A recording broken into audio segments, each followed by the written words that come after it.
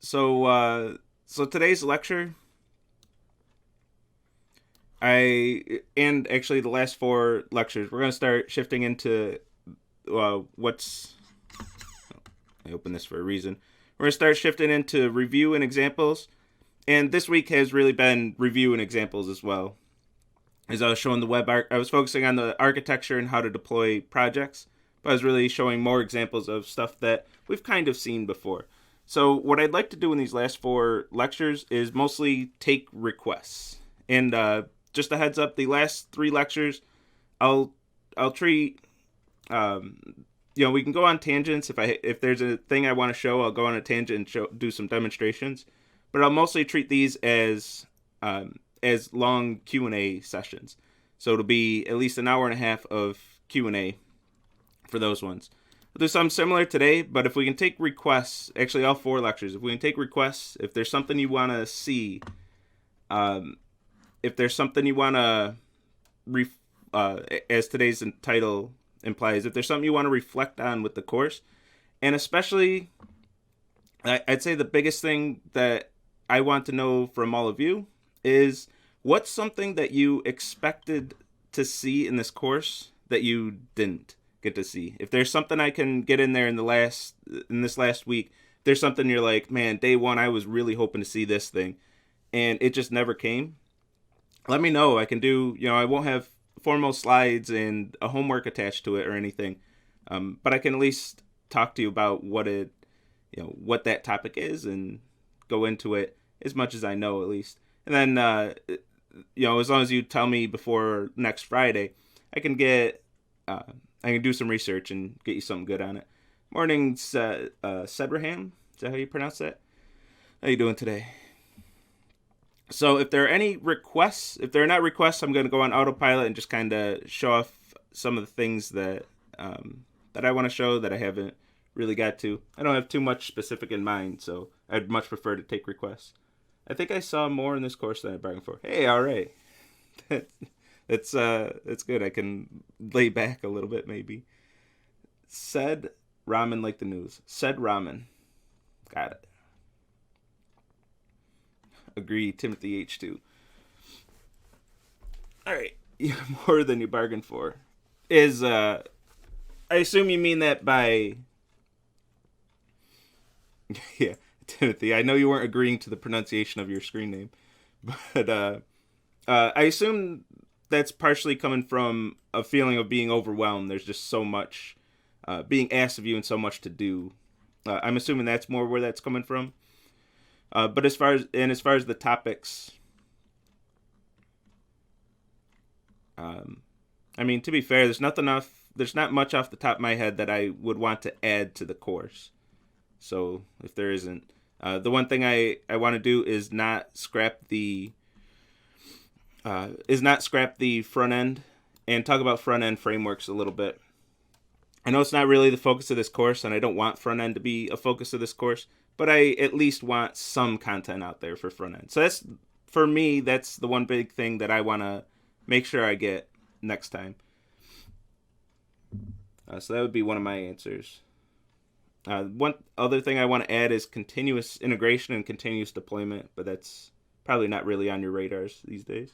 That's why I want to add it to the course so it's on all of your radars.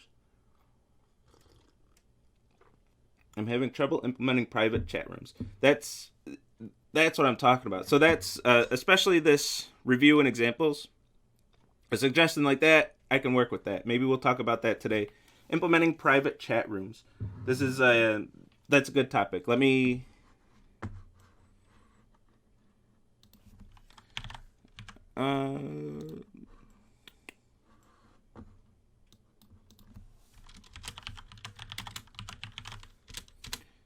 kind of make a list of things that we can cover. Even if we don't get to everything today, I'll start gathering the things that y'all want to see. And we got 4 lectures to talk about them all. With nothing there's no content I have to cover that's due on an assignment. So this is the perfect time to just kind of reflect on things, go back to other things, show more examples, show the same examples again, maybe go through some old slides. Whatever you're struggling with, probably just in terms of phase 3. But also homework 10 stuff, if you want to see some of that again. That's kind of fresh in our minds, though. We just saw that last week. But again, that's what you're working on, so that might be what you have questions on. But especially Project 3, I think another thing that, this is intentional, but I see it causing problems with the project, is I don't cover how to use frameworks in any depth or any detail. That's intentional because, if you understand how to build a framework, which is what we do in the homeworks, using a framework should be really straightforward. I don't know if it's working that way in practice on the projects. I mean, with some of you, it's working fine, but some of the projects are have some misunderstandings of what's going on.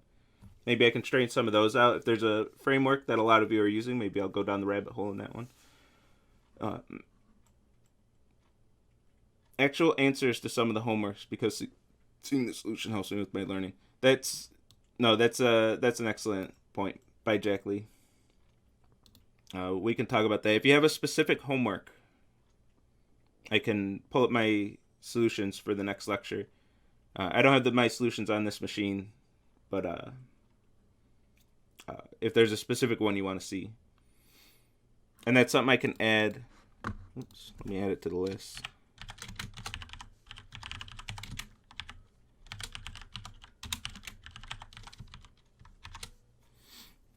Given homework 10, I would guess, if nobody's requesting one, homework 4 would probably be the biggest, most important one right now. I'll do homework 4 by default. Agree for it being overwhelming. Would you show us how you got your cert in domain? I did that last lecture. I can certainly do it again. I used certbot and installed the cert with that. So I have this signed by Let's Encrypt, which is what certbot communicates. There's certbot and Let's Encrypt. Let's Encrypt is the CA, and certbot is the script that sets up the certificate for you. It's all automated.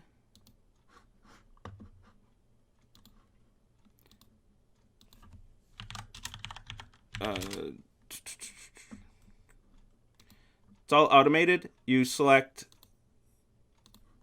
your server and your operating system. And then it shows you how to install it and then how to run it. Once you install certbot, which is all these steps, you just run certbot. It'll run a script. It'll give you a few prompts. And then all of a sudden you have HTTPS. You do need a domain name for this. So you have to purchase a domain name and update the DNS to have that domain name point to your server. Once that's set up, you run this command. And hopefully it works. Last week we had issues this week we had issues on Monday because I really jammed up my server. But I got that straightened out, and on Wednesday's lecture, you can go rewatch that one. I show you that script actually running instead of throwing an error like it did on Monday. Wish we could have discussed common frameworks, advantages, and disadvantages. That's a good one.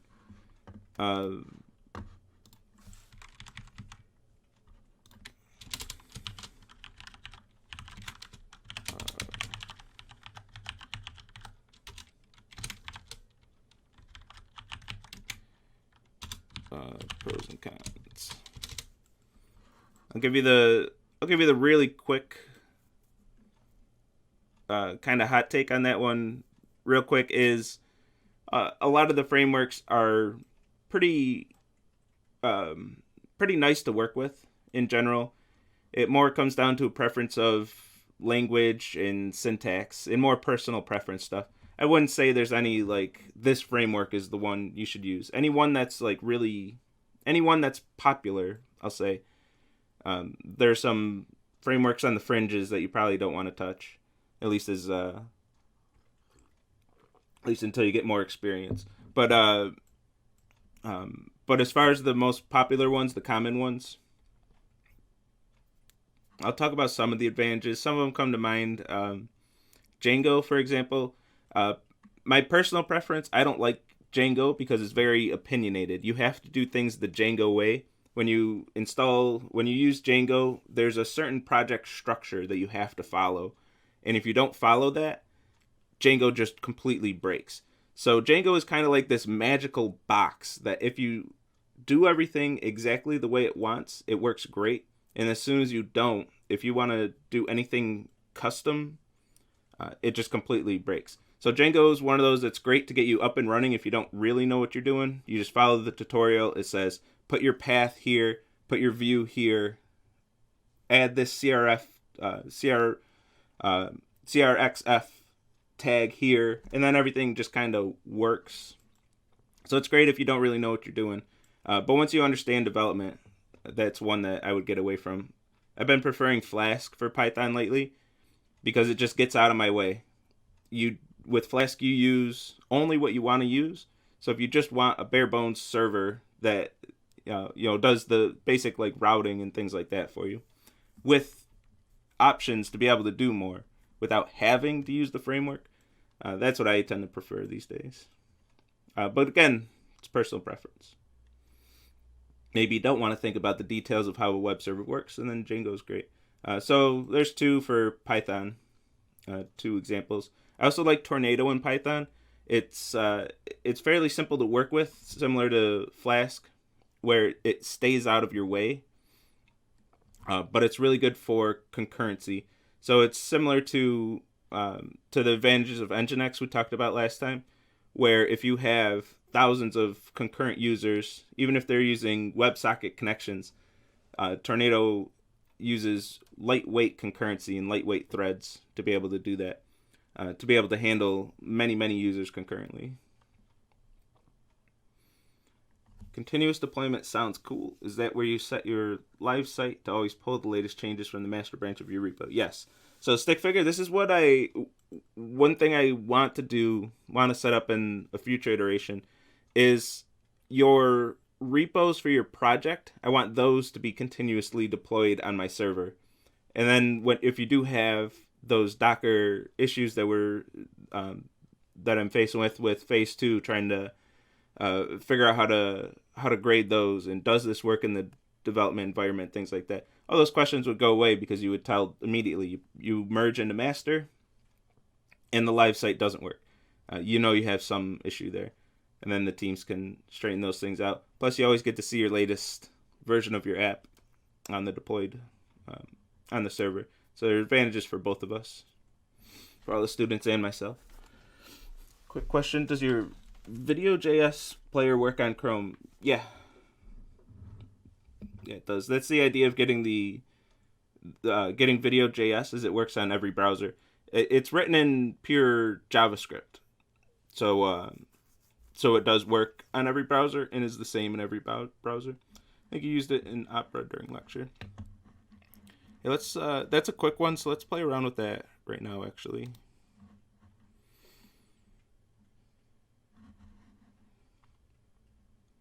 If I remember where I put it. Did I do that in IntelliJ?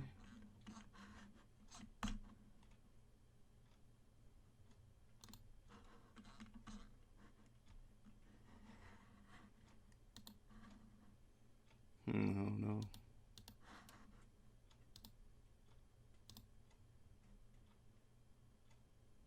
Oh, video right here.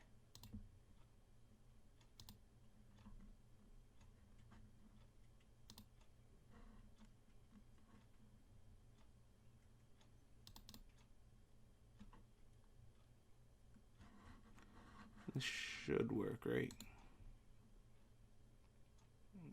Reveal and Explorer. So let's make sure it's still working in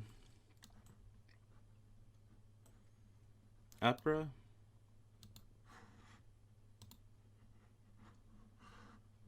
IntelliJ, I don't need you. That's the MP4 playing. We don't want that. And this is going to be that issue. I had that issue. I had it before where I didn't see that issue, so I just wanted to test it real quick to see if that was going to break or not, and it did break. Open a terminal. Can I just run it right here?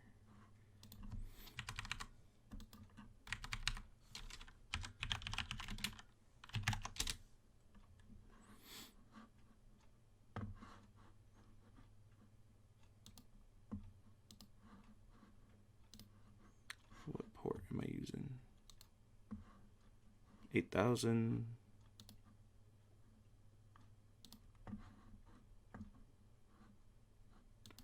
So let's make sure this works, then I'll explain what just happened. Localhost 8,000. So if I go to this tab, I'm actually going to get a security warning that that I'm requesting a file from one site, from one server, and then that server saying, hey, go get another file from another server. That's what's being flagged here, this cross-site request, or this cross-origin request issue, where if you're making a request from one site to another, a lot of times that's going to be blocked. And since I'm opening this as my file system, every file looks like a different path. Right? Is that exactly what's happening? It might not be exactly what's happening, but for some reason I'm getting my browser saying, hey, this is no good. But if I run it in a server and host that file, then I don't get that issue. Everything's fine because everything's being requested through localhost port 8000. It's all the same host at that point. There's really no sense of a host with the file. I would think, I'm not even sure how exactly that gets flagged. But since I'm opening with the file protocol, just opening this file on my machine, that's when I get this issue. I don't always see this, and I haven't dug enough or cared enough to figure out exactly what's causing this. But if you host it, it's fine. So let's go over to Chrome and get to the crux of your question here. If I have Chrome installed, I do.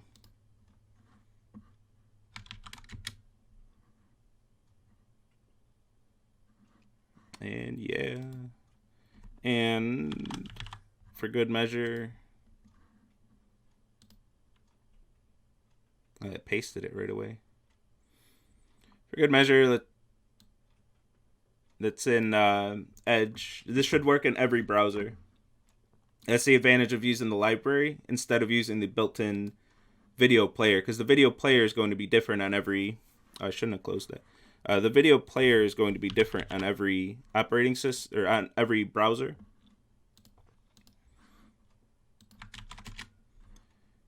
But we can see not only is it working in each browser, we're going to get the same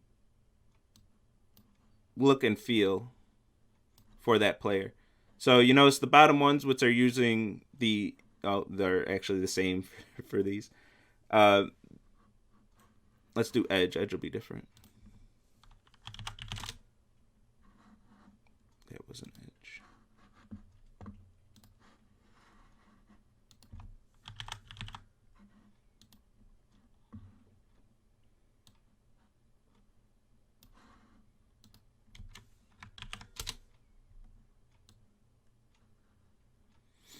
So you notice Edge has very different look and feel in their default browser. That looks very different than the default browser in Chrome and Opera. But with the library, that video player is looking exactly the same. So if you're trying to control the look and feel of your website, it's another reason to use a library like that. Not only is it going to work in all the browsers, but it's going to work the same way in all the browsers. It's going to have the same look and feel, the same elements, all the same stuff from it. I believe Opera is built off of Chromium, so that's why a lot of the things, like if you open the browser console on Opera, it's going to look exactly, or at least very similar to the Chrome console, because I believe they're both running Chromium. Is there a quick way to find that out?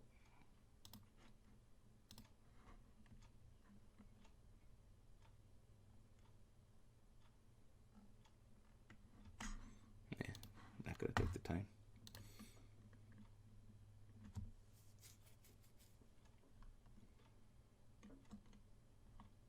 I would like to see some homework 10 stuff. Yeah, we can add. I might as well just add homework 10 to the list.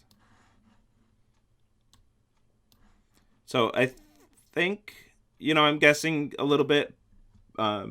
We can go over more homework 10 stuff and talk about homework 10 itself. But I think going over homework 4 is going to be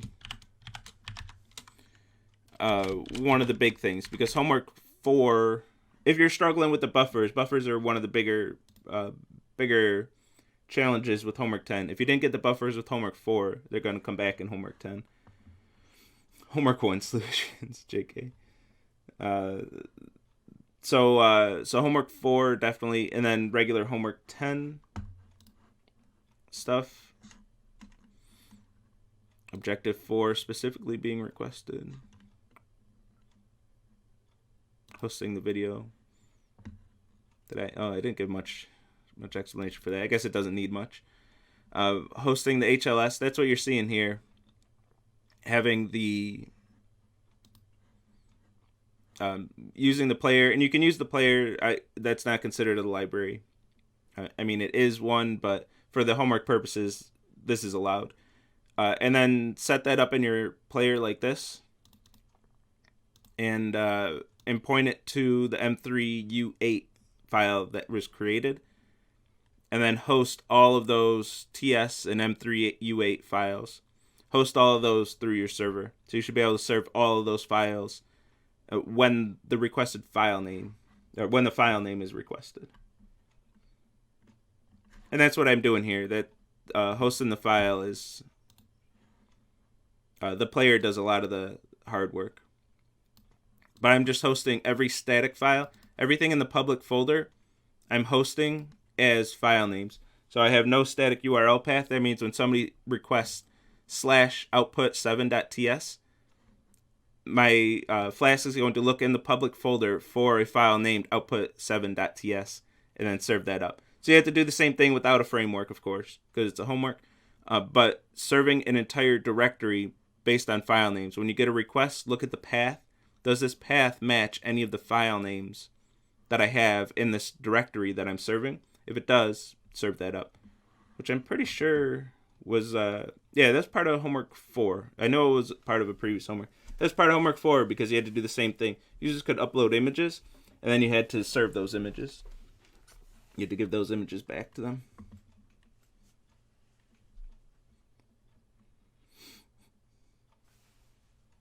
Y'all got some good questions. I'm happy. I was actually afraid today in next week, if there's just no chat, it'd just be me making stuff up and showing examples I think you might want to see.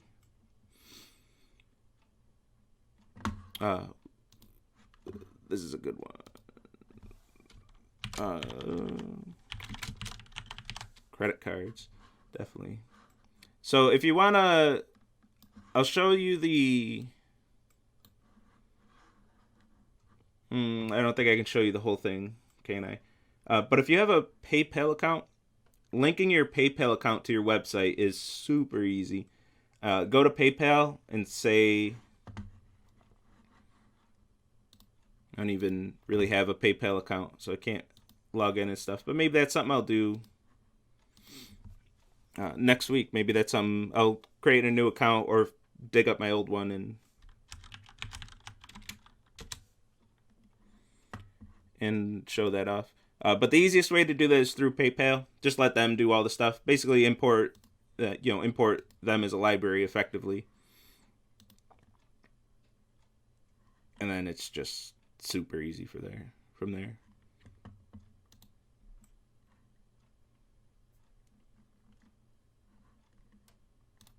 Yeah, there's all kinds of... but that's the easiest way to get up and running. If you want to accept payments, set up PayPal. If you don't want to go through PayPal, if you want to build your own stuff from scratch, it gets a bit tougher. One of the biggest hurdles is you need a business bank account to be able to accept those transactions, which gets hairy. I mean, it's not the worst thing, but it's something you got to really want to do it. It has to be something that you're committed to doing if you're going to set that stuff up. It's paperwork, it's bureaucracy, and all that. But the concept... Oh, you did ask for the concept behind it, so yeah, the concept we can talk about. On a high level, the major credit card companies, they all have APIs that you can connect to. So if you have a credit card, you look up, okay, based on the number, you can tell which credit card company it belongs to. Then access their API, say, hey, I have this credit card. They're trying to buy something. It costs this much. Can I have that? Can I have that money now? And then when it comes to storing credit cards, at the very least, making sure you're storing them encrypted. But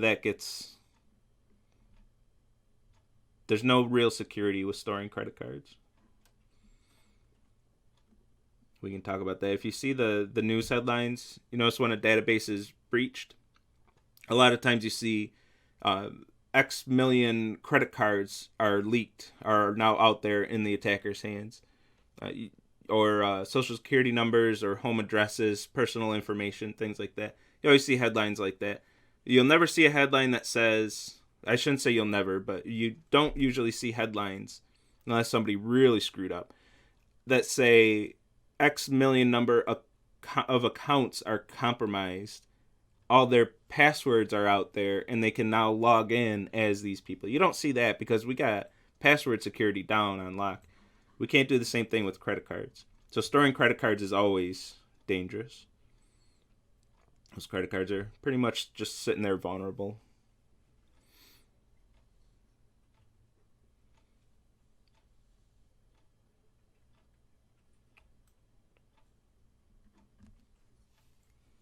Ooh, yeah, that's a good one. The WebSocket assignment.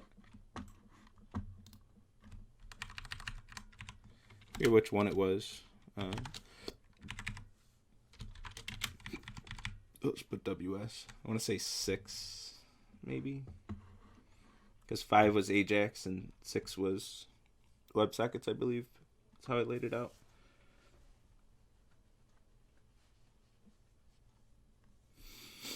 But yeah, that WebSockets, that was the first one where we really needed persistent connections. So homework 4 was the first one where we had to not just be one and done with a connection, and not just read from the buffer once and then throw that buffer away and just assume that we got everything. Homework 4 was the first one where we couldn't do that anymore. And then the WebSocket assignment, that was the first one where we had to have multiple connections open simultaneously. And then when we get a request, paying attention to where that came from. That was the first time we had to do that. So there were a lot of tricky stuff in that. We can go over those solutions. Works 4 and I believe 6 WebSockets. It's all fantastic stuff.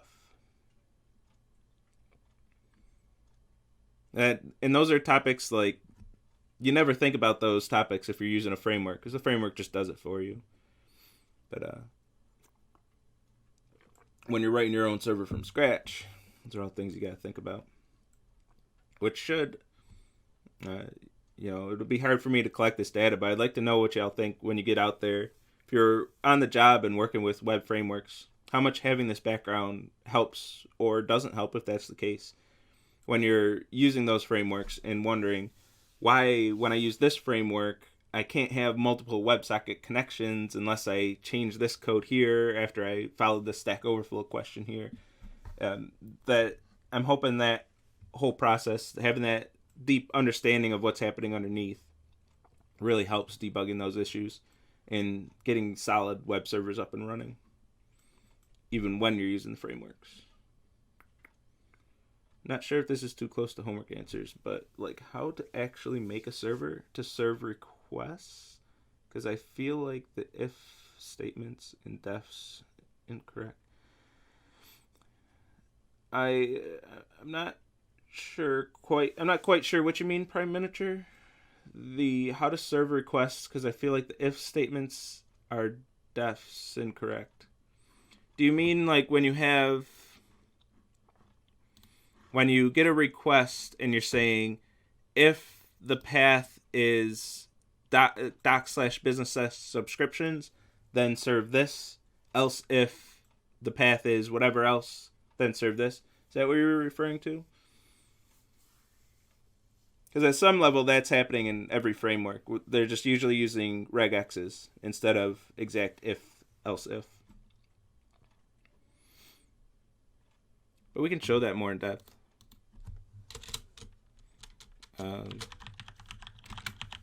cleaner routing.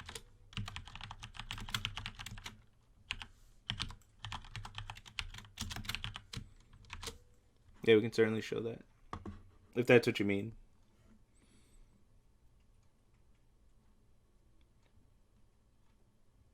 I'm confused why the project is due May 10th, but the video is due 5 days later. The video is due, so the video is replacing your presentations, and presentations, the last day to present was the day of the final exam. So I made the video due the day of that final exam. So I'm not shortening your time frame on getting that presentation ready. It's the only reason I'm doing that. You can look at that video. I mean, it has more requirements than phases 1 and 2, but you could look at that video as a phase 3 video. You just get a longer deadline. Plus, I know realistically how these things go is you, on the day of the phase deadline, the whole team is in crunch mode and working on everything to try to get everything done. And then you get everything done. It's easy to have that video be an afterthought. And the poor team member, if you assign one person that video, they have like an hour maybe to get this thing together because you just got all the features working. So I want to avoid that as well. This video should get a lot more attention than the other 2 videos. The whole team should be working on this last video. So you have 5 days where the coding is done and you only have the video to think about. So a few reasons why to do that.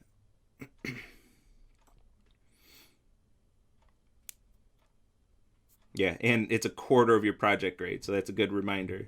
It's a separate deadline because it is a whole separate submission for the project.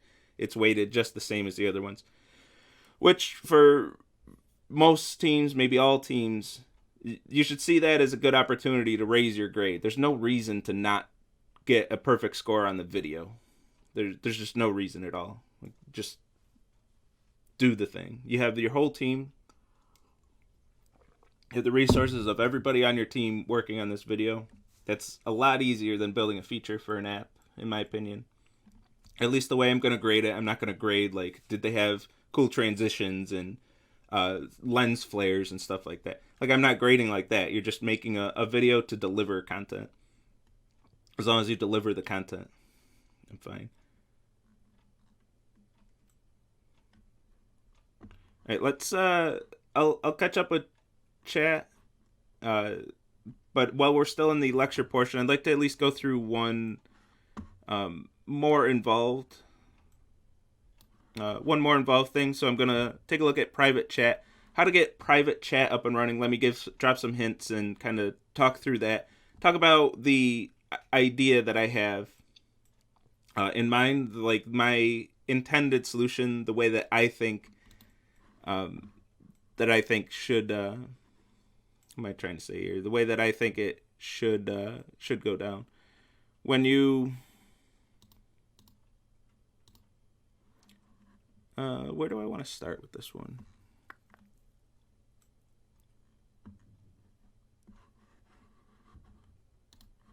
I think I want to go to IntelliJ. So I'll give some examples in Scala because that's what I have handy, and talk about these connections. You know, I don't have anything handy working with TCP directly though, so some of this will have to be kind of translated. Is this my chat? Where's my chat server?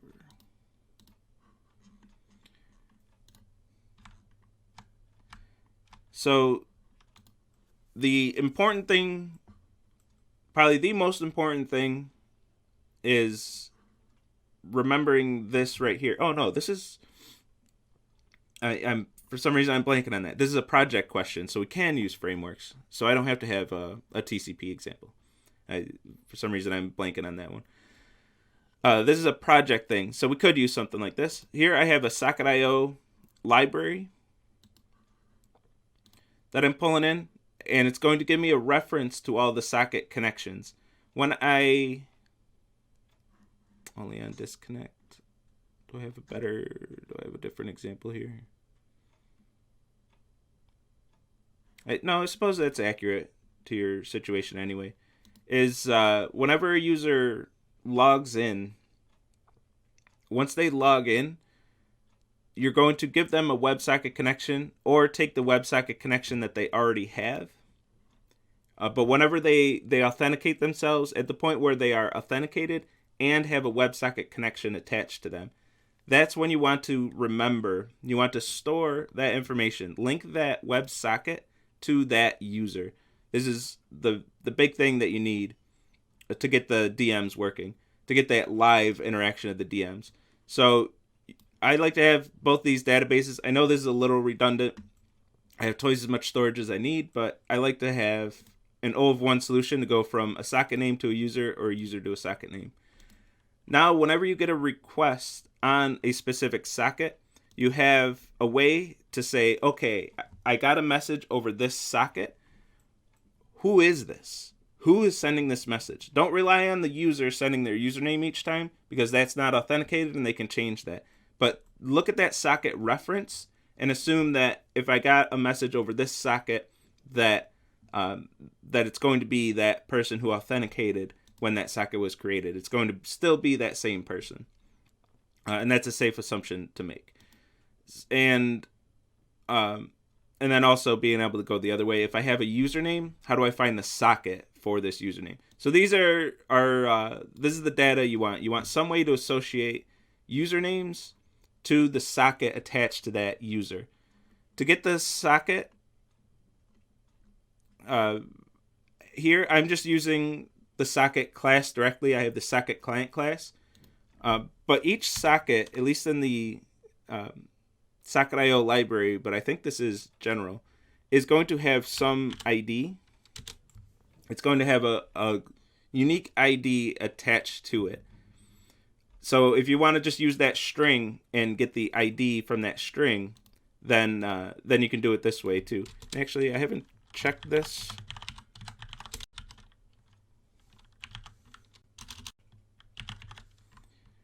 But I assume there's a way to get, yeah, there it is, to be able to get a client by that ID.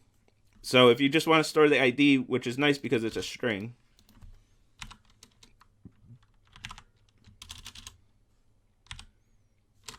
like I have to get the value out of it, but I'm not going to bother.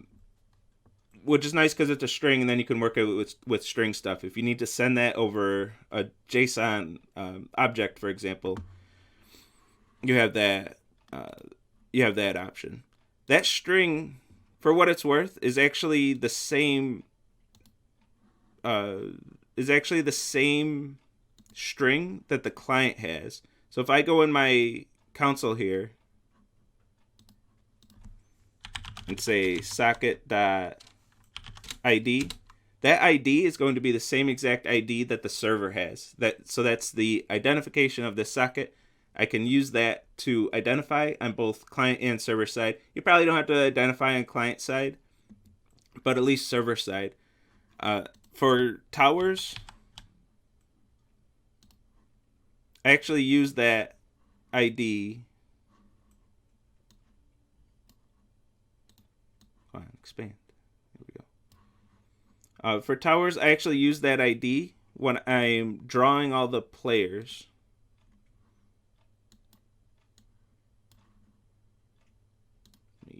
Move this. When I'm drawing all the players, let me go one more out. We just grab one of these, the players, and it's possible I have a security issue here. I have to look at if these IDs are sensitive information or not.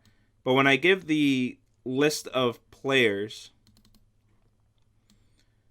each player is an object with their location and also their socket ID. This one, the ID is just 4 because that's an AI player. They don't have a socket attached to them. But I have the socket ID. Since it's the same client and server, I'm going to check if that player's ID is equal to my socket ID. Make that circle yellow instead of blue. So that's how your player is identified, is by using that socket ID. So for what it's worth, if that helps you in your development, that ID is unique. Is unique to that user, but also the same client and server. So if you want to work with that ID, if I think in Flask for Python, for example, I don't think you can use the socket reference, or maybe Maybe I'm making that up, but I feel like there's some reason. Maybe it's for what I just explained, but for some reason I needed to identify sockets as strings. It's probably for what I just showed, so I could send those socket IDs over a JSON string. And store that information. Now when somebody sends a DM, so imagine this says DM message listener, you're going to get that request over a certain socket. You have a reference to the sender, and I can say, okay, I have the socket that's sending this. Let me check if they're authenticated. If they're authenticated, I can get the user associated with this socket. So whoever's sending me information, sending me a DM over this socket, I want to know who they are, and not by reading the message, because I can't trust that message because it came from my front end.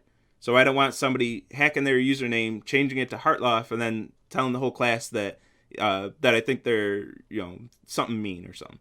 I don't want people being able to do that. They shouldn't be able to impersonate other users. So I'm going to look up that socket, that reference to the socket, and get the username from that. So I'm not trusting the user, and I'm not trusting anything that came from my dirty, dirty, dirty front end. Front end can never, ever, ever be trusted.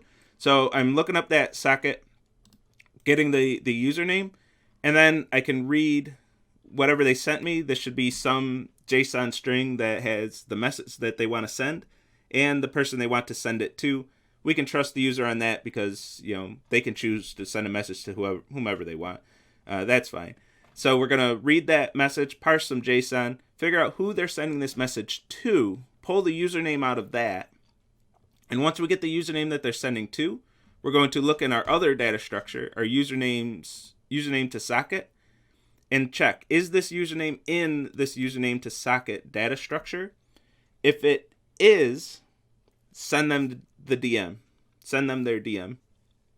If they're not in this username to socket, or even if they are, or I'll say if they're not in this username to socket, that could mean a few different things. Either the user doesn't exist, which you can have extra checks for that, or not. It's fine. For grading the project, I'm not going to be concerned about that one. But the other one, the one we are concerned about, is that user exists, but they're not currently logged on. If they don't have a socket connection open, they're not authenticated, they're not logged on, they're not currently visiting the page. And that's when you have to store this. In either case, you just store that DM in your database. But if the user is not currently logged on, store it in your database and mark it. Say, this DM has not been received by this person yet. So next time they log on, make sure you give them a notification. As soon as they log on, you should have some checks on log on authentication. You should have some checks that say, let me pull up all of your stuff in the database and check. Hey, it looks like you have some DMs that haven't been read yet. Send them notifications. Say, hey, you have these DMs.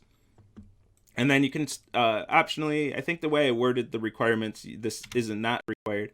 But optionally, you would have a place where they can go see all of their past DMs as well and see all of the messages that anyone's ever sent them since the site was up. But you have two different things. If they're logged on, send that notification immediately. If they're not logged on, sort it in the database, mark it with just some Boolean is enough if this was read or not. And then when they log on next time, scan the database, look at all their DMs and say, hey, these DMs you haven't read yet.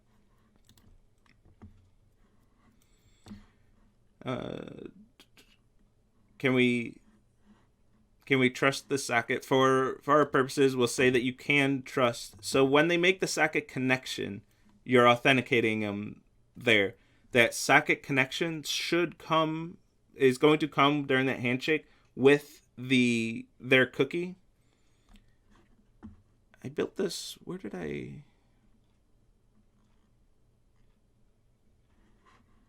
think the images site, right?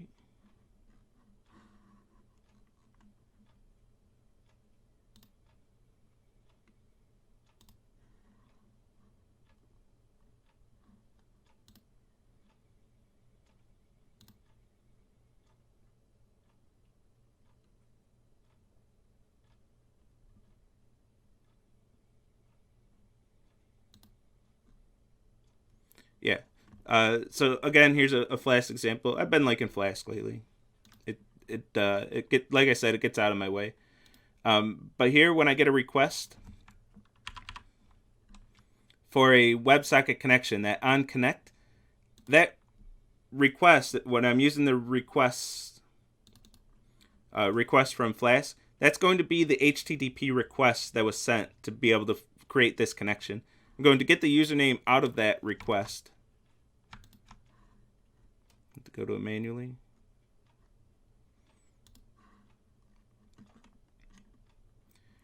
So I'm going to pull the token out of the cookies and check that token. Is a hash of this token rather in my database? If it is, then this user is authenticated and I can create a WebSocket connection and link that connection to this username. So I'm checking, do they have that authentication token? If they do, then I'm going to add that socket connections. And remember, with that, using that socket ID that we just talked about, that socket ID, anything you get with that socket ID is this username. And I was using that in the image sharing site. So whenever they cast a vote, whenever I get a vote message over the socket server, I'm going to check that ID for that socket and get the username based on that ID. And if that username doesn't exist, if I get none out of this, I'm going to say you must be logged in to cast your vote. You're not authenticated. I can't do anything for you. Otherwise, process the vote. Based on this username, we're going to assume that since we authenticated, we checked the token of this WebSocket when that connection was established, that this is who they say they are. The one question I have, which actually I'm surprised I haven't looked into this before, is if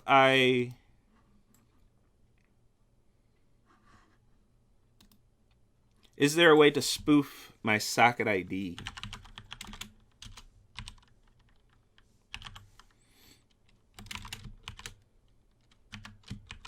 I hope not. Oh no.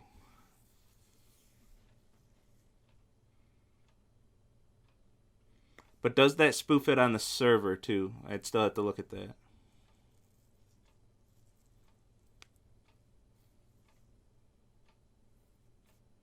Because I'm not reading the ID that the client has. I'm reading the ID that I have. That is something to keep in mind. But I doubt that spoofs it on the server side.